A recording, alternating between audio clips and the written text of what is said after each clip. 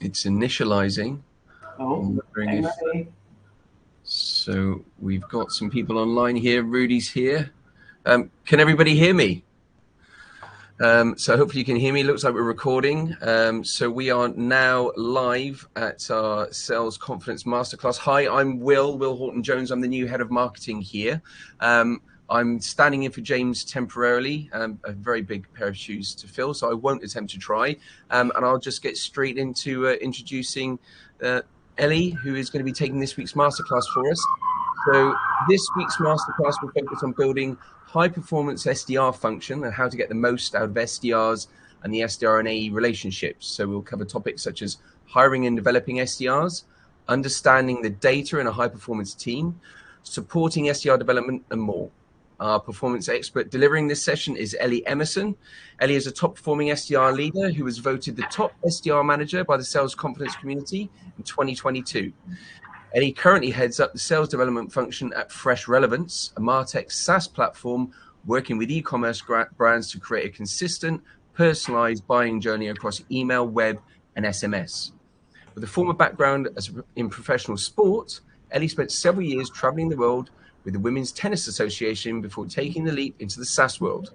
After landing her first SDR role through Venetrix in 2020, Ellie quickly breezed through the SDR and SDR team lead role before being asked to join the Fresh Relevance team in January 2022. She's taken the team from strength to strength, and as demonstrated by becoming the top 50 SDR manager, Ellie has an incredibly valuable perspective to bring to this masterclass. So without further ado, Ellie, I'm going to hand over to you. Hopefully everybody can hear us loud and clear in the chat before I hand over. Somebody just mentioned in the chat you can hear us fine. Looks like we have got a few people joining, so that's fab. Thank you so much, Will. Thank you for the introduction. Really appreciate it. Hello, everybody. I hope you can hear me. I can't actually see anybody. This is the first time doing this, so it's a little strange, but great that you can hear me. Please do pop any messages or queries or questions in the chat as I go through this presentation. Want it to be as useful as possible for you guys. So any questions are more than welcome, and I will do my best to answer them. So as Will mentioned, my name is Ellie. I am the head of sales development at Fresh Relevance. I have been here for just over a year, so I started in January last year, and kind of have taken the team from strength to strength, I suppose, without blowing my own trumpet, but really have enjoyed every step of the way. And I suppose today is all about kind of just like sharing everything that I've learned with you, and answering any questions you may have around that. So without further ado, just to move on, I am going to talk through lots of different bits and bobs today, predominantly kind of hiring and onboarding process, what that looks like for us, and kind of where we've seen success. Moving then on to using data to drive results, so kind of what you can utilize in this CRM system to obviously get the most out of your SDR team, and for those SDRs that have joined as well, how you can get the most out of yourself in that process as well. Mastering a multi-channel approach. I'm sure everyone has heard this a million times, but I can't emphasize enough just how important it is. I think lots of people say that they do it, but the stats show that not everyone actually does. So looking into some kind of statistics around that and why it's so important. Then moving on to SDR development, and what I mean by that is continuous development of your SDRs and your SDR team. Consistency in that area is really, really key. So I'm going to dive into why I think that's important and why that's really helped us. And then obviously we will do a nice wrap up, look at some of the takeaways, hopefully, that you've got from today's discussion, and then some questions, hopefully, at the end, if anyone's got any. So please do drop them in the chat as we go, and I'm sure we'll be logging those in the background somewhere. So moving on to hiring. I don't know if anybody has read this lovely book here, Surrounded by Idiots. I promise there's a reason for this being here, but essentially I would highly recommend reading this book if you are looking at sort of hiring, if you are a hiring manager of any description. The key takeaway of it is essentially understanding different personalities and the role that they play within a team environment. It doesn't matter whether that's an SDR team, an AE team, a marketing team, any team in general. All the data and all the science behind kind of making sure that you have got lots of different individuals that are different colours is what's super, super important. So I'm personally am a little bit of a between a yellow and a red. And typically what hiring managers tend to do is it's very, very easy to hire in your own image. So for me personally, naturally, I suppose subconsciously, I would just look to hire people that I think are like me. That's just typically what we tend to do. Reading this book, it's kind of helps you understand the different individuals and why building a diverse team is so, so important. I've written here, why does diversity equal success? Every single piece of statistic or information based on diverse teams shows you how much this improves your overall success as a team. If you think about a team of individuals around a table, if you're all kind of thinking the same thing, you're all the same kind of person, it's really, really difficult to then get a lot of a different opinion and different results. As soon as you start to bring in those different colors, i.e. those different types of people, are they a red, are they a yellow, are they a green, are they a blue, you really start to open up discussions, sharing different best practices, what's working for some people, what's working for others, and open yourself up to a much wider kind of net of different experiences. So kind of making sure that you're hiring and treating the kind of system fairly is super, super important to me. I bring on as many people as I can during my interview process. I like to introduce candidates to as many people within the company as possible, just so they get a really good feel for kind of who we are and what our kind of company culture is like. In terms of our interview process, I just wanted to mention this briefly as I do think it's important that the interview process is very clear and aligned. Nowadays, candidates will be taking, probably lots of different interviews with different companies. So making sure the interview process is short is, again, something that I think is imperative, but also that there's a task of some element in there. So for us, if you're hiring with Fresh Relevance, which I know actually we have somebody on the call today who is, then we look for experience within, your research, your email, and role play areas. So that's one of the tasks that we ask our candidates to do, and it's a really good way of kind of understanding where somebody might be at a particular time. I wanted to touch as well on the kind of pros and cons of hiring experienced SDRs versus slightly greener SDRs, and by greener I just mean fresh graduates. The average tenure of an SDR is between sort of a year and 2 years. All the data that you read suggests that anyone that kind of tries to move on quicker than sort of 18 months, there's a much higher chance of failure. So my recommendation for SDRs is always to try and stay in that role for at least 18 months. But when you're looking at building out your team, you've got to think of it as a kind of constant revolving door of, okay, where am I with my top performers, my mid performers, and maybe my juniors or my new starters? And how do I make sure that as these juniors grow to becoming mid performers and then top performers, that I'm filling that bucket back up? Obviously, hiring experienced SDRs is great because it means that the ramp time is a lot shorter, but what it can mean in some instances is that you don't have that bucket filled up from the bottom, so that everybody then wants to progress at the same time, and you have to build your entire team again from scratch. So just really, really planning in advance and having a clear picture of where are these SDRs going to move to, and then kind of who's going to fill that gap, I think is really important. You have to remember as well, one of the best places a new SDR in your team can learn are from other more experienced SDRs.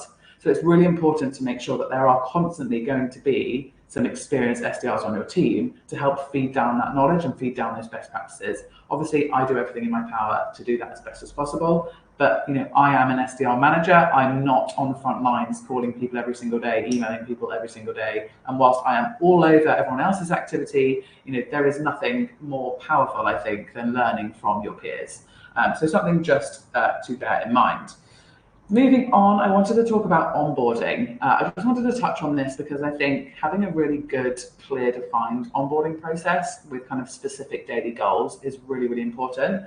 This on the right here is just an example of our first week of onboarding. And you'll see here that there's a little key on the side which will show you kind of what each of these different colors means.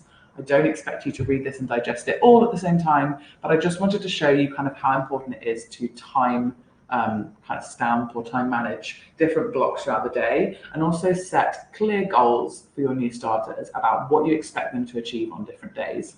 I found that this really helps us kind of stay on ramp time. So make sure that each SDR, when they join, they know exactly what's expected of them on a daily basis, and they also know what they should be doing. Every onboarding process is different, but if you've joined a company and the onboarding process isn't great, I think it's really important that you try and make sure that you give yourself these goals and these targets, so that you're holding yourself accountable, where perhaps management, there just isn't a process in place to do that. So you'll see here, we've got different things from resources, so that might be reading certain books or blog posts, whatever it might be that we offer. There's also in-person training, which again is really important. So having one-on-one time with either myself or my team lead to go through things that are important to us. I've also mentioned here as well a buddy program. I don't know how many of you guys will experience that, but we have a buddy program here, which basically means that when you join, you are buddied up with another SDR. And it just means that you're able to ask them those silly questions that you don't necessarily want to ask your manager. I mean, in my eyes, there's no such thing as a stupid question, but I appreciate that some people might want to kind of have somebody that's kind of doing the same job as them to just ask those questions to on a one-to-one basis. So we have a really successful buddy program here, and it just means that you're connected with that buddy for your first 3 months, and you're able to kind of have constant role play sessions with them, constant one-on-one time to make sure that you're kind of up to speed and you're doing things correctly. I wanted to talk about ramp as well. I know that's something that every SDR manager I speak with struggles with a little bit in terms of just ramping new starters. If you think about that cycle I was talking about earlier with, every 18 months you're having your top performers kind of tend to leave, either being promoted, hopefully, and staying within the company if you've got a good retention strategy. And therefore you're having to obviously backfill that. Now, ramp time can range from a month to, in some instances, 5 months, but how to ensure that you get that perfect ramp? And I think that's really important as well, to make sure that you're giving those SDRs enough time, enough of your own time commitment, also your team lead's commitment, that they feel as though they are able to get up to speed on time and you're setting them up to succeed. I have been thrown in the deep end in previous roles before, where it's just kind of, here you are, get on with it, and it's really unhelpful. It's really important to me that my SDRs are in a supportive environment where they feel as though they are continuing to learn and grow and develop and have their questions answered on a daily basis. So I think having that perfect ramp, or having a plan of action for that ramp, but also setting clear expectations of what you expect from your SDRs is again really important. I don't know if anybody, probably not, but as anybody has watched or listened to the talk I did with Sales Confidence back in November last year around the 4 Fs and why understanding these is so key for success. What I mean by the 4 Fs are your 4 Fs in terms of motivation. I think as an SDR manager, it's really important to understand what motivates your team, because the way that they are motivated will therefore depend on kind of how you treat them. What incentives can you provide them? Sorry if you can hear that sound in the background. What incentives can you provide them to set them up to succeed? And I've written the 4 Fs down here. For me, those are fear, fame, fortune. I don't know why I've written failure. It's family. Fear and failure, I guess, is the same thing. But fear, fame, fortune, family is the 4th one. My apologies. What I mean by that is the first one being fear, as in fear of failing. So is somebody motivated by the fact that they do not want to fail, they do not want to not hit their target? If this is you, then I would strongly encourage you to look at kind of where that stems from and why you are feeling that way. You do not want to be put under pressure by your manager in terms of just hitting targets. It's really important that you and your manager work together to understand, if you're not hitting target, why that is, rather than creating a fear culture where you are just terrified of not doing that on a monthly basis. The second one being fame. So, you might not like your name up in big bright lights, you like being the best at things, and therefore to incentivize somebody that's motivated by fame, personally, for me, I'd make sure that we had a leaderboard up in the office so that they could see their name up there. That's going to continuously motivate them on a daily basis to continue to kind of hit their goals. You've got fortune here as well, which is a really obvious one. We all work in sales. You'd be daft if you weren't motivated by fortune in some capacity. But what I mean by that is you're kind of eagerness to earn and hit those commission targets as well, so that you receive, you see yourself rewarded on a monthly basis, or however often it is that you're paid your commission. How do we do that? Well, there's lots of spiffs that we can introduce. Many kind of games. Gamification's big nowadays in terms for SDR teams, but little competitions amongst the team to try and encourage that. So these are some of the things that it's really important to understand what motivates your team, so that you can then put in practice certain things that will encourage them to learn and grow. The last thing here I've mentioned is just the SDR manager role itself. That this role has changed dramatically in the last sort of 10 years or so. It's less about kind of control and much more about being a teacher, a coach, a confidant, a friend in some capacity, but also a kind of a number one fan, a cheerleader.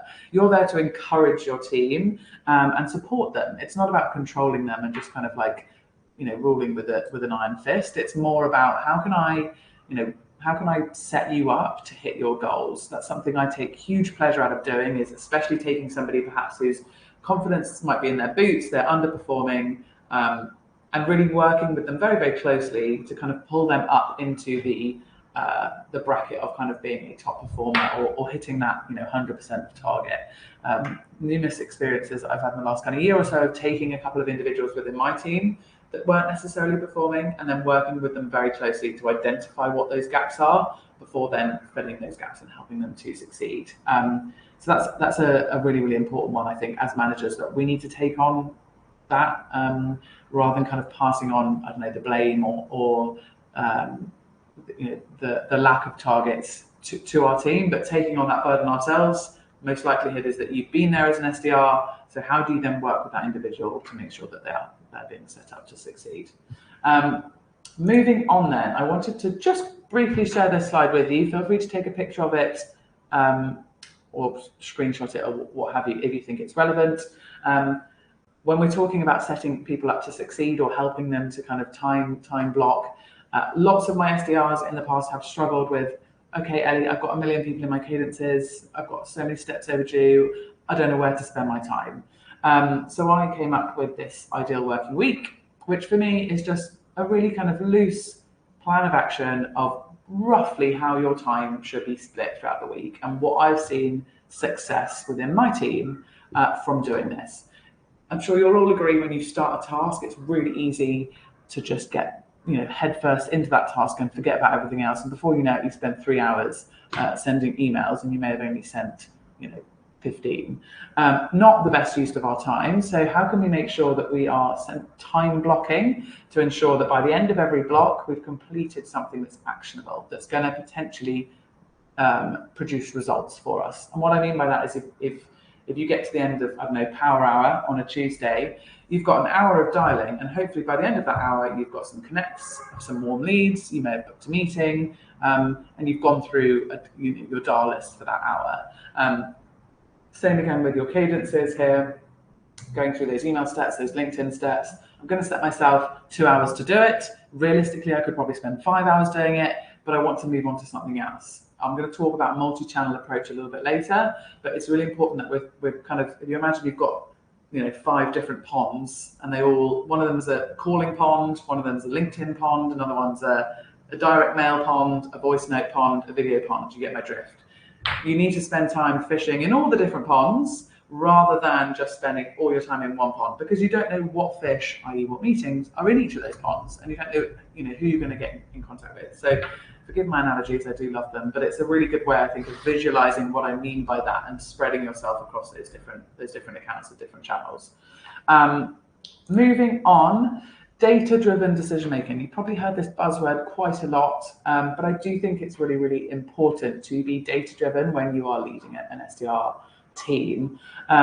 What I mean by that is looking at actual data rather than just kind of general feeling, thoughts and perception, and using that data to then make informed decisions.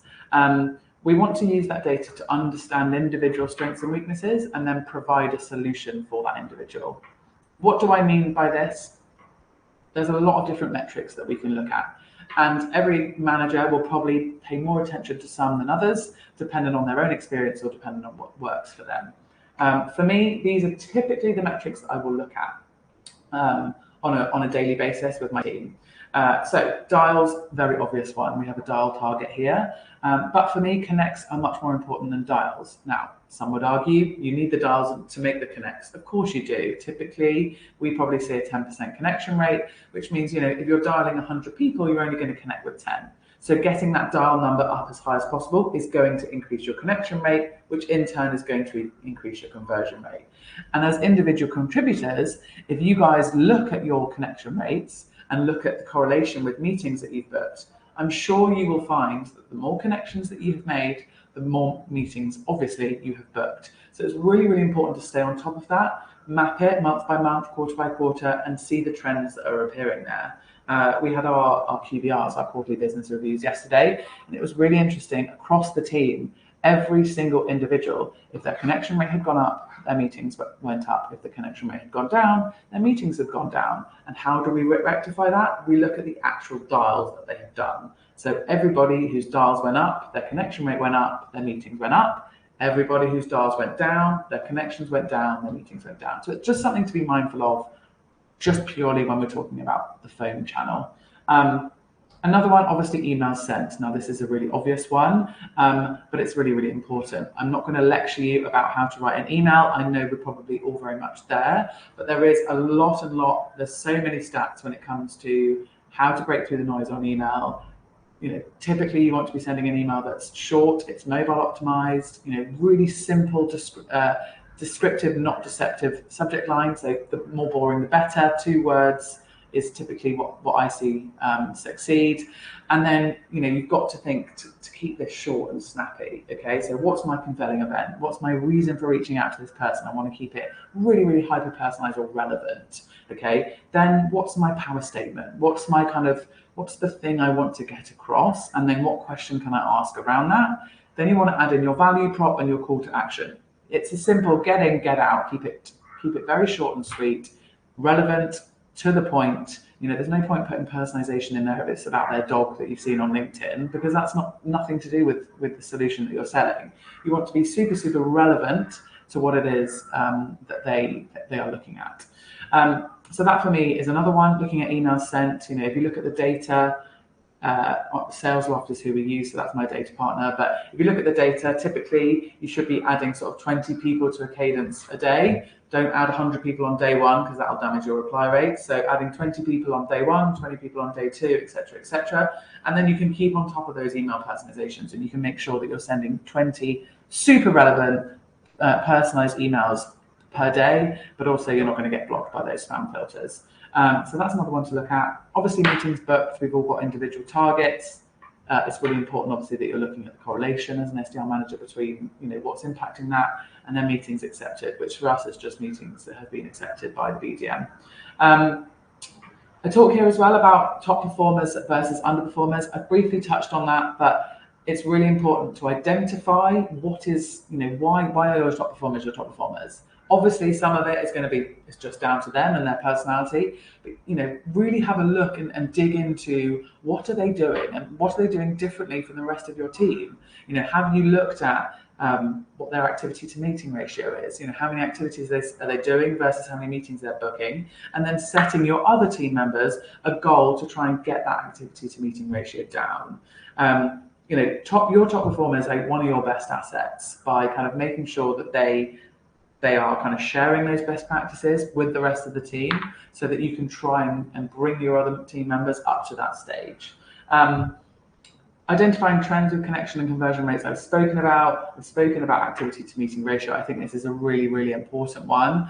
And what I mean by this is essentially, if you look on a weekly basis, how many counts of activity did I do, and how many meetings did I get? You can then work out, in order for me to book one meeting, I need to do 400 counts of activity, say, for example. If your target is 4 meetings, you times that by the number of activity you need to do to book 1 meeting. So I now need to do 1,200 counts of activity. No, I don't. 1,600. My maths is awful. 1,600 counts of activity to book 4 meetings. Okay. blimey, that's a lot of activity. So what can I do to get that down? How can I cut the fat of the activity that's not generating anything to try and bring that activity down so that I can hit my target more easily? Something to really bear in mind. And then, this proactive versus reactive approach. I say this all the time. Being proactive as an SDR is so important, but also as a manager, okay? So rather than just letting kind of things come to you and then resolving them, proactively go out and try and find what some of those issues are. That's from a manager's perspective, but if you're an SDR yourself, identifying, okay, what's not working for me myself? And so that when I go to my one-to-one with my manager, rather than just turning up with a list of problems, I'm going to turn up with a list of problems, I'm going to turn up with the data that has provided me with that problem, and then I'm going to use my proposed solution. And then as a team, we're going to discuss what we're going to change. I always talk about variables and how you should only change one thing at a time. But you can come up then with a strategic approach with your manager about, okay, this hasn't worked for me this week. I'm going to change one thing. I'm going to tweak one thing and see the impact that has. And that's you being proactive. That's you really trying to make that change so that you are making sure that you can succeed as an individual. I think that's super, super important. Moving on then, I appreciate I'm talking very quickly, but I've got a lot to get through. Multi-channel approach. I don't want to bore you with this too much. I'm sure all of you have heard this a million times, but it is so, so important that you are making use of every channel that you have available to you. Just to explain what I've got on the screen here, this chart you see here is sales loft data, shows the number of media types and then the average contact rate. You can see most people rely on phone and email. Typically, that's what most SDRs will be doing. They'll be calling and they'll be emailing. You can see the impact that increasing this, even just by one, has on your contact rate. Okay, so if you are utilizing 5 different channels, I've got some examples here. We've got the phone, we've got direct mail, we've got Messenger, we've got LinkedIn, we've got video. Okay, but there's loads of them. But utilizing 5, look at the impact that has from just using 2 up to using 5 different channels. It is absolutely massive. I cannot hammer home this enough. If you're one of those people that says, but Ellie, I've tried video, I've sent out 100 videos and I didn't get one response. My question to you is, okay, remember that day where you made 100 dials and nobody answered the phone? Did you give up on dialing? No. So you shouldn't think the same about videos, okay? It's really, really important that you stay consistent with these things because consistency is where you're going to see success. Consistently send videos, consistently send LinkedIn voice notes, consistently dial, consistently email. These things are really going to help you because different individuals respond in different ways. I personally hate being emailed because my inbox is the most ridiculous thing on the planet. I must get over 250 emails a day and I never ever see any of them. I don't even reply to people like James, for example, who emails me because I just don't see it. So the best place to get in contact with me is on LinkedIn. But that's me as an individual. I can't say the same for anybody else, but you will find that everybody, if you did a survey, everybody's response is going to be different. So your prospect, you don't know which pool they're going to land in. So it's really important that you cover all of them to make sure that you can get in front of them and you can get their attention. Another thing to mention here just very quickly, in terms of touches, the average touch point that you need, as in the average number of times you need to touch an account or touch a person, is 14 before you get in contact with them. So don't give up. It's really important those cadences are long, they're over those 26 days and you've got at least 18 touch points in there because most people will respond once they've been in a cadence and been touched 14 times, okay? So that's something to really, really bear in mind. Don't give up at all. You'll notice here I put some stats about video, which again is really, really important. Open rates, a 16% increase and 24% increase for those that are including video in their email. So it's really, really important that you're doing this. Remember, it doesn't just have to be one of those cringe videos where you've got a whiteboard and you're saying, hi Jeff, blah, blah, blah. You can utilize video in lots of different ways. If you're prospecting a brand, go into one of their shops. If you're prospecting travel, do it on one of their trains or their planes. If you are prospecting a company and you're noticing something on their website, use Vidyard to, have yourself in the bottom left or right hand corner, and show yourself on their website. Those sort of personalized approaches is going to make you stand out. It's going to make your prospect watch that and think, wow, this person's really gone to an effort to send me this video. And of course, you can't go to 20 different shops a day and send 20 videos, but you can do one of those, and the rest can be personalized based on an individual's name or what have you. So yeah, video is super, super important. You'll see here as well, using multimedia increases contact rates by 161%. Again, sales off data. And another thing I thought I would mention as well is, I don't know how many of you guys are doing sort of double dialing or double tapping. Essentially what I mean by that is, ringing somebody once, they don't answer, ringing again. That's two ways of looking at this. Some people, it really irritates them because they think they're having some wild emergency, and then it turns out that it's just you. So how well can you handle that objection or frustration or anger when the phone is answered? But also some people, it's just a way of getting hold of them. So I would encourage doing that, adding those to your cadences as well. Right, I think that's everything I've covered on that side, so I will move on.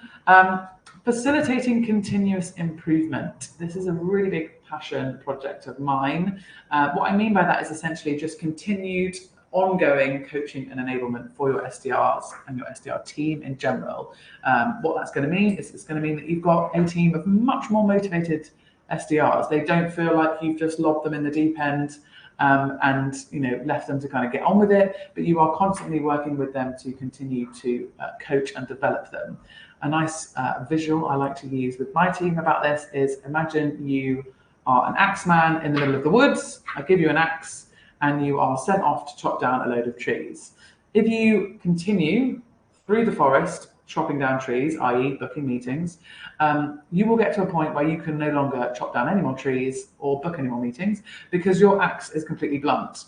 If you are somebody that goes out, chops down 10 trees, comes back to the shed, sharpens your axe, you will then be able to chop a lot more trees down because you are continually having a very sharp axe. What I mean by the sharp axe is, if you're somebody continually learning, developing, growing, having those enablement sessions, you are going to be much more well equipped to book more meetings with more difficult prospects in a wide range of verticals than somebody who is not paying attention to that.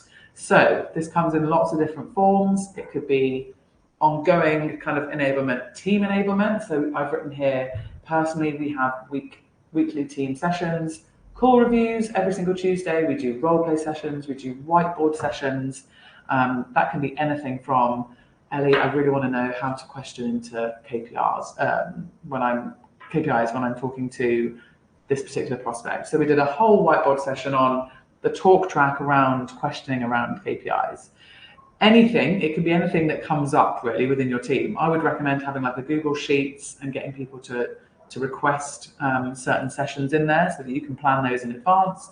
But you want to be doing these on a regular basis. You don't want to just be waiting for a quarterly sales enablement review to look back at everything that people should have known. You want to be providing this this kind of information to your team on a weekly, if not bi-weekly basis, to try and make sure that they are happy, they feel supported, and they've got the tools that they need to succeed. Another one, obviously, one-to-ones. These are really, really important as well. I don't know kind of how each of you guys are currently holding your one-to-ones, but do you have an agenda in place? Does it just end up being a bit of a chit-chat and a catch-up with one another and chatting about the weekend, or is there something that you both walk away with and you feel that you've gained something from that session? This is my agenda here in yellow. My SDRs are asked to prep for the meeting with me, and I, again, prep for the meeting with them. I make sure that I've listened to their calls from the week before. I understand what meetings they have coming up, and I've done as much research as I can do ahead of time to use that half an hour to be genuinely useful for them, that we can discuss anything that's on their mind. I also have a drop-in clinic on a Friday, so anyone can drop in for an hour on a Friday morning to chat through something that might be going on. But what is your one-on-one agenda? And I'd be really interested to kind of know how you guys, find those one-to-ones. Do you find them useful? What do you kind of talk through, etc., etc. So yeah, that continuous enablement for me is really, really important. Use other teams as well within your company. You can see at the bottom here, I've written alignment with other teams. That can be, for a number of reasons, but if you've got an AE team, the likelihood is that you will have AEs that have been doing the SDR job, they've then moved to AE, to do the AE role. They will know the platform in a lot more detail than your SDRs will, and therefore use them to help you with certain things. Set up sessions with your AEs. It might be something that you could do with your solutions consultant. We sometimes rope in our CRO to talk through kind of new areas of the platform and how we can kind of utilize this in our calls. Again, ask your AEs, what are they coming up against? What sort of business problems or issues are they seeing in the market at the moment when they're doing these long discovery calls? Typically, your AEs are going to be on the phone to prospects a lot more than you are, in a lot more detail. So use that information for you to then use in your outreach. There's so many people within the company that you can really draw that information from. Think about account management and think about how much face time they have with all your customers. Get them to tell you their story. We have a monthly sync with our AM team, and it's always a different account manager every single month. And they do they prep a slide deck with 2 or 3 customers of theirs, and they talk us through those customer stories and how we've really helped those different individuals, or those different companies rather, so that we can then use that when we're going out prospecting and we can understand it a little bit clearer, because otherwise that's kind of behind a closed door that we don't necessarily get to see or understand what account management are doing with our customers. We might have sold to them and got them in, but we don't really understand kind of then what's happened to that account. What's the success stories? How much have we increased their revenue by? What has been beneficial for them? It's all well and good reading your own case studies, but to really kind of let your account management team bring that to life can help your SDR team as well. So that for me is, again, really, really important. Another one here, I've got performance-based incentives. I have touched on this briefly, but what I mean by that is essentially making sure that your team are incentivized to not only perform, but also overperform. Have you got anything in the comp plan that says, okay, if you hit 100% this month, if you hit 110%, that 10% is going to be worth more than, between 90 and 100, because it's overachieving. This for me, we have kickers here, and it really encourages the team to not only perform, but also like, okay, well, my commission is uncapped. I can keep going and going and going, and I can earn as much as I like. So that again, I think is really, really important. I've written playbooks down here as well. You'll notice this little tidbit here on the right hand side just actually shows you that 50% of sales teams don't actually use playbooks, which I find mad. But also companies with good playbooks perform 33% better than those without. So if you haven't got a playbook at the moment, SDR managers, then that's, I think, something to really look at. It is a huge time commitment, and it may not be something that you can take on yourself. But I would encourage you to look at kind of how do I develop and grow that. We have got so many playbooks here. We've got an SDR playbook in general, and then we have playbooks for different industries, and they are so helpful when it comes to prospecting certain areas or certain verticals, because it really kind of goes into a lot more detail about what's important to the personas in that industry and how we can really tap into them. So creating and implementing playbooks, again, is an absolute must for me, for SDR managers and SDRs amongst yourselves. If you are not in an environment where you've got anyone to create you a playbook, then I would hugely recommend starting to create your own. What's working well for you? What are the openers that you see success with? Try one opener one week or with one set of people. Try a different one. Write them down. If you're reviewing other people's calls and you hear a question, start a questions document where you're writing down good questions that you really like the sound of and you want to try and implement, and you can start to build your own. That's essentially how my first playbook was born. I started a company that didn't have any playbooks, and I just created it from scratch from my first day right the way through to my last, I ended up with this huge playbook, which has obviously been refined and refined and refined. But it's a really great place to start, and also a great gift that you can give your team, who will be hugely appreciative of it. I'm on Project Playbook right now. First time, Carly, I could not agree more. It is time-consuming, understatement of the century, but promise you it's worth it. So stick at it. So important.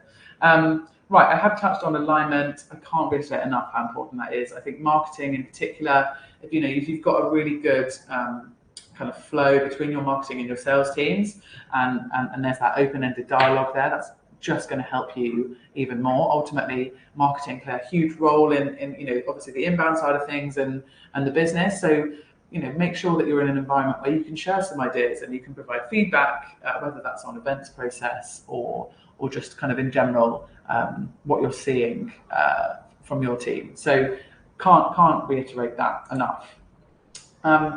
Moving on, so key challenges. This is just to kind of maybe go through some challenges that I find or I come up against on a probably a weekly basis. Now, first one, pretty self-explanatory, burnout prevention.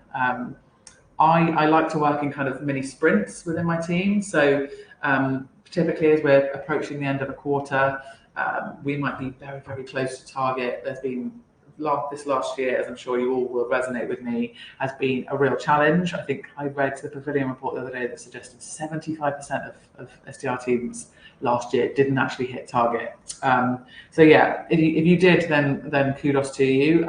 We just hit ours, which was amazing and a huge effort from the team. What I mean by those sprints is basically knowing when to put your foot on the gas with your team. You cannot run a marathon at 100 miles. At 100 miles an hour. Of course you can't run at 100 miles an hour, but you know what I mean, at like 100% capacity. Of course you can't. You have to go slow and steady. But there are stages of that process that you can put your foot on the gas a little bit and use up what's in that tank. And when it comes to the end of a quarter, that is when kind of the last month of the quarter for me. So say we've got the last month of Q1, we've got March. I will put my team's foot on the gas beginning of March. And the reason I do that is because typically they will be working very, very hard January, February, of course. It's the beginning of a new quarter. They like to make sure that they're hitting their target, etc., etc. You get to March and people start to get a little bit tired. People start to get nervous, perhaps. We're coming to the end of the quarter.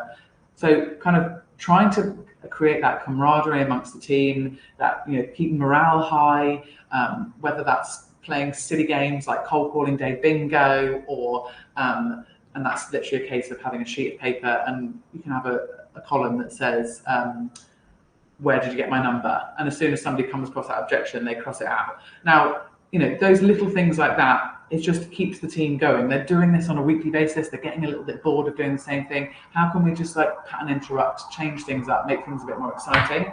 But putting that foot on the gas, encouraging the team, giving them a bit of a motivational speech. We're approaching the last quarter of the last month of this quarter. Here's where we're at against our targets. This is what we need to achieve. You might have a team incentive. So for us personally, if we hit our pipeline target every quarter, the team get a big night out. So I start talking about all these fun things I'm planning. Little things like that. Obviously, use your humour. You are a cheerleader at the end of the day. You are there to support and motivate them as much as possible. So knowing when to put that foot on the gas and not just expect 100% from somebody every single day of every single month. We're all human beings. That's never going to happen. But using your kind of reserve tank wisely, I think, has really, really helped me. And we only missed one quarter last year, which was an absolute nightmare. Let's not talk about it. But the rest of the other quarters were fab. So that's really, really helped me, and hopefully it might be something that can help some of you too. Again, morale high. We all have those days where you want to hit your head against a brick wall because you might have called 100 people and no one's answering, or everyone's in a bad mood. What can we do on those days to lighten the mood, to switch things up? It might be something as simple as an SDR manager, this is going to sound really silly, but going down to the local shop, grabbing a load of treats, it might be biscuits, sweets, fruit, shoving them on the table in your team meeting to get people, do something a little bit nice, a little bit different, that's getting people in a good mood, keeping that morale high, remembering that we're all human beings and that every day is not going to be the best day in the world, and it's not going to be full of, hitting the bell and, meetings being booked. That's not life. So, I think making sure that morale is high when those dips are low is the most important thing. You know, morale looks after itself when you've booked a million meetings in a week, but it's the weeks that you don't book the meetings, and it's the weeks that maybe people aren't performing, that you really need to kind of overemphasize the morale and the positive attitude and bring that to your team, because otherwise it's kind of just like a self-fulfilling prophecy where you just kind of go off the cliff, I suppose. So that's really, really important to me. I've spoken about creating an effective sales development process, but of course that's a challenge constantly because it's constantly evolving, and something that worked last month might not work this month, and there's lots of external factors that are going to affect that. So making sure that you're kind of on top of those things and understanding what trends are out there. Do your own research as an SDR manager. There is so much on LinkedIn these days. Some of it better than others. But if you're not following somebody like Will Allred, for example, he is one of my favorite people on LinkedIn. His email kind of tips and tricks are fab. Josh Braun, obviously another one I'm sure you've all heard of. But there's some great sort of content creators out there, and there's some loads of really useful information. So just making sure that you're, putting time aside on a weekly basis to go and do your own self-development. It might be a course that you've seen and you really want to do, but just stuff that's always going to make you better as well, so that you can obviously pass that down to your team. I've put continued enablement time commitment. This is a huge challenge of mine. There are just never enough hours in the week or the day. My days fly by. I have no idea what happens to them, to be perfectly honest with you. But it was really sad actually to read that 14% of managers spent only 14% of their time on coaching activities in a report that Forrester did in 2020. I couldn't find one closer to present day, but 14% of your time is just nowhere near enough on coaching. It's my number one priority, if I'm totally honest. And even if that means I work later into the evening, I'm obviously not encouraging working out of hours, but there are things that you should be prioritizing. And for me, coaching and enablement should always be number one. Your team and making sure that they are happy and motivated and coached is the most important thing above anything else. Because they're the people, ultimately, they're your front line. They are your fighters that are going out every single day finding these meetings. They are so important. They are top of the funnel for the entire business. So making sure that they are constantly supported, mentored, and coached and set up to succeed should be your number one priority. 14% of your time is nowhere near enough. And if you're finding yourself one of those people where you don't listen to calls very often and you're not reviewing emails, I would really, really encourage you to look at why that is and where you're spending your time, because those are the things that your team are really going to appreciate from you. That's the help that they really want and the guidance that they want. So I would really, really encourage that. And again, maintaining alignment with other teams, that's a challenge too. It's sometimes not always easy. Sometimes there's a little bit of pushback there. But as an SDR function, you are one cog in a whole business of cogs. And making sure that those are well-oiled and working in unison is imperative, in my opinion, for a successful organization. You've got to take your blinkers off and not just think about your team, but think about the business as a whole. Our aim is, or should all be, to be rowing in the same direction, which is ultimately generating as much new business for the company as possible, and also, making sure that the business that we do have is retained. So sometimes it's good to kind of take those blinkers off, take a little bit of a step back, and really appreciate that what you're all doing, and making sure that you are having those frequent sessions with other teams to keep you kind of up to speed. Right, we are approaching the end. Takeaways. Hopefully these are the takeaways, but these are the ones that I wanted to kind of draw your attention to as the kind of most important ones from what I've been chatting about today. Number one, align with other teams within the business. Okay, so important. Number two, focus on building a multi-channel strategy. You're going to see so much more success if you do, and it's something you're going to have to hammer home. You're not just going to say it once and expect your team to kind of implement it. It's something that you need to be enforcing on a weekly basis in those weekly one-to-ones to make sure that people are doing it. It's all very well and good saying you're doing it, but are they actually doing it? Staying on top of your metrics. Are you looking at those reports on a daily, weekly basis? Are you, is your team hitting targets? And if not, why not? And where have those metrics come from? Have you just plucked them out of thin air, or is there a reason behind those metrics? Be consistent with SDR development. So again, enablement, coaching, making sure that you're doing it every single week or month or what have you, rather than just doing like a big block at a time. It's like going to the gym. If you want a six-pack, you don't go to the gym once and expect a six-pack. You need to go to the gym consistently. So this is essentially my gym routine. And then also tapping into sources of individual motivation. What is it that's going to inspire my team and motivate them? If you don't know the answer to this, you're not going to be very good at motivating your team. So really, really important to make sure that those motivations are strong. And then this is my favorite quote. So if you were listening to Will at the beginning, you'll have heard him talking about my time in tennis. Billie Jean King, for those of you that don't know, is a wonderful lady, but essentially she set up with 8 other individuals the Women's Tennis Association to make sure that there was equal pay between men and women in the tennis community. And she famously said, "Pressure is a privilege." It is. It's a total privilege to be put under pressure. And if you work in sales, you should probably be used to being put under pressure. But it's something that I really, really enjoy. And I think kind of, get comfortable with the idea of being uncomfortable. That's the space that you're going to learn and grow.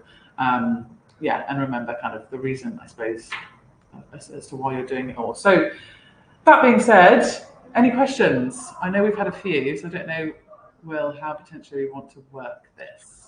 Yeah, there have been a couple of questions. Thank you so much for that, Ellie. That was that nearly hour flew by there. So much information to take in and so much value packed into that short time. So thank you very much for that. There have been a few questions. And also I have one or two here. I particularly enjoyed your kind of touch on the fact that, you're a cheerleader as an SDR leader. And I think that's really important. I remember back in my days from sales, it was a very different approach. And I think that mentality is kind of very much evolved now. And obviously as an SDR leader, you're very much championing that as well. So kind of being a cheerleader rather than controlling. Very much so, yes, very much so. I think it's so important at the end of the day. It's you're on the same team, and kind of their success is your success. So yeah, I think working together is so important. So Tamir asks, if you're building a brand new SDR team and have no historical statistics or data at the current company, what would you suggest is the best starting point when setting the initial metrics? This is a really good question, Tamir. And yeah, something which is really, really important. To be totally honest, this is going to be something that you're going to have to fine tune. For me personally, if I was starting out with a brand new SDR team, the most important thing is to make sure that you've got the foundations correct. So, are you providing that team or that individual with the tools that they need in order to succeed? Because the tools that they have will determine the metrics that they should be abiding by. I.e., what I mean by that is if you're giving them access to a platform like SalesLoft, Cognizant, etc., then this makes their prospecting a lot easier than them having to do this completely manually.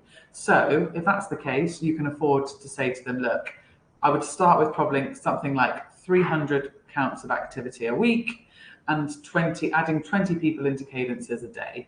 That should be very, very attainable. 150 of those should probably be dials. So 300 counts of activity in total is a nice kind of starting place. What you will then find is you'll see kind of how that works and what results that's bringing to you as an organization. You can work out, how many meetings do we need? How long is it taking us to generate those meetings? And then what do I need to do to those metrics to kind of alter them to make sure that we're hitting those targets? So as a starting place, that's probably what I would say. But it's a case of, a trial and error. What's typically, what are my SDRs doing, or what are they comfortable doing? Industry average, I would say that was on the slower side of things. But yeah, typically that's what I would look at. Fantastic. Thank you very much. On the note of selecting buddies for your SDRs, is this something you do on a kind of a rota basis to ensure that most of the team is included, or are there select individuals you would use for this? And if so, what are the qualities you would look for in a buddy to know you're helping your new recruits in the best way? Sure, really good question. Yeah, so we try and match our buddies on personality and kind of who we think would be like a good fit with one another, and also the buddies. Obviously, in order to provide as much value to the new starter, will have needed to have been here themselves for at least 6 months, in order to kind of really provide that knowledge and be able to pass that on. It is done on a rota system, so that obviously everybody that gets to that 6 month mark is then, you know, if they want to be a buddy, they're included in that buddy system. And you know, we find it's really, really helpful for you know, those joining the team.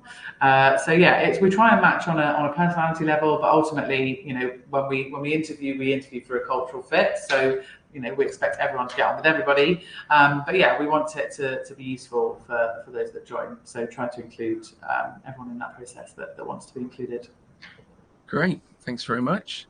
Matt Cope, love the idea of the AM stories, and obviously it looks like Sonia is going to be using your concept of cold calling bingo sometime soon in her team as well. So yeah, that's fab. That's honestly, if you just Google cold calling bingo, you'll see loads of different versions of it. But yeah, I really, really enjoy that. You can put so many different things on there, from, you know, silly things like when someone tells you to Foxtrot Oscar, as I like to call it, to down to kind of, you know, booking one meeting or booking 5 meetings. It's just like a super fun day. We do every Wednesday, we do a whole cold calling day. So we do a call block in the morning, lunchtime, and a call block in the afternoon.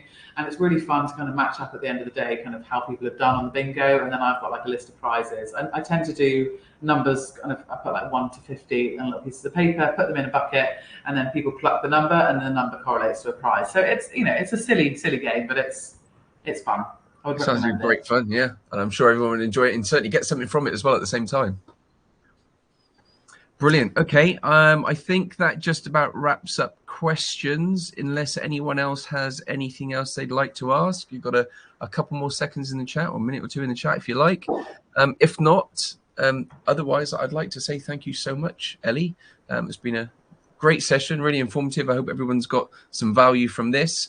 There will be a recording we posted up live in the circle for people to download later and view at their own leisure. So it looks like we're wrapped up on questions. So Ellie, thank you very much indeed. And we'll see everyone else for the next masterclass.